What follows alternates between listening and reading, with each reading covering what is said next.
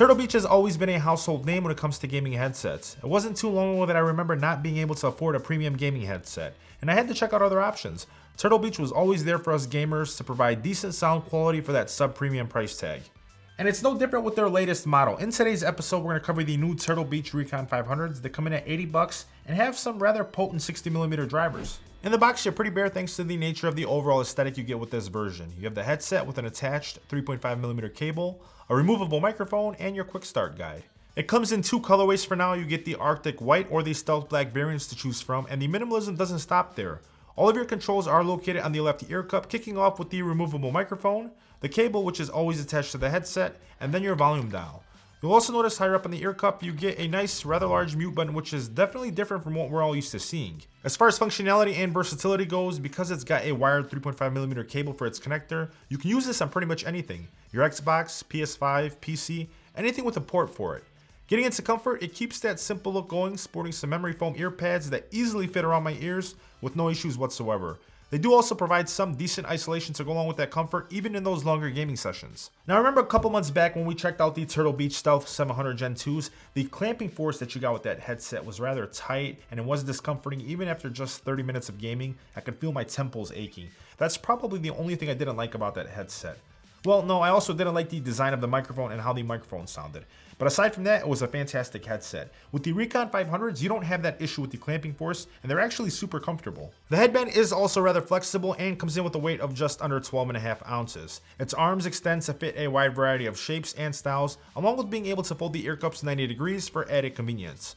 They also advertise their Pro Spec Comfort design, which helps remove pressure for those gamers wearing glasses while playing, which, judging by the ear cups and the room alone, I'd say it's an accurate statement. Getting into sound and gaming performance, thanks to those 60mm drivers, you get plenty of range between your lows and those crisp, clear highs.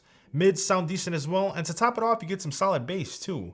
Hearing footsteps and directional audio from explosions and gunfights in the distance while running Warzone and Black Ops Cold War were also decent, giving me the detail I'd be looking for in a gaming headset within this price range. But I know you guys are wondering, how does the microphone quality sound like on the Turtle Beach Recon 500s? That's what we're about to find out. We're also going to stack it up against some of my other current favorite gaming headsets that I'm using right now out in the market.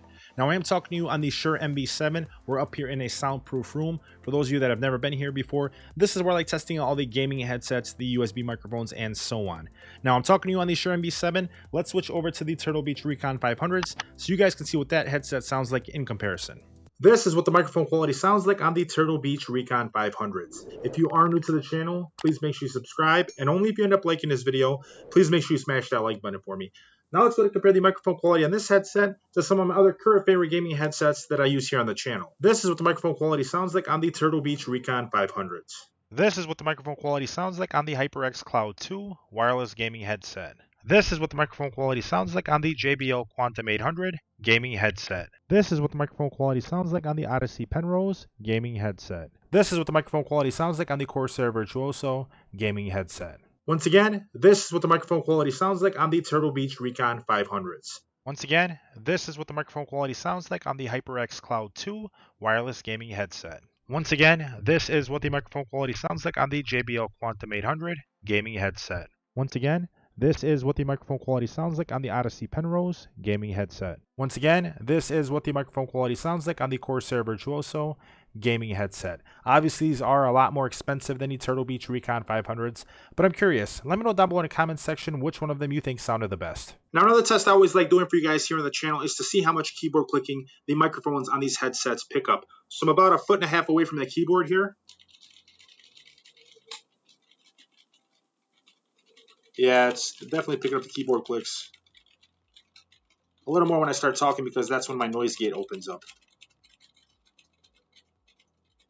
So yeah, whether you're talking to your friends in Discord, party chat, game chat, whether you're streaming or recording with this headset, that's what the microphone quality sounds like, and that's how much keyboard clicking it actually picks up. Now, it doesn't have a ton in terms of features or functionality, but the things it does have, it does them rather well. Comfort, sound quality, and a somewhat decent mic for a price tag of $80 makes this a solid buy if you're in the market for something at this price point. However, if you do spend just $20 more, you can completely cut the cord and pick up the Corsair HS70 Pro or the SteelSeries Arctis 1 and completely go wireless. That's another option for you. Aside from that, I will have all the headsets we covered in today's video linked down below for you. If you enjoyed this episode, please make sure you smash that like button for me and subscribe if you haven't already. Thank you so much for watching. I'll see you guys on my next video. Peace.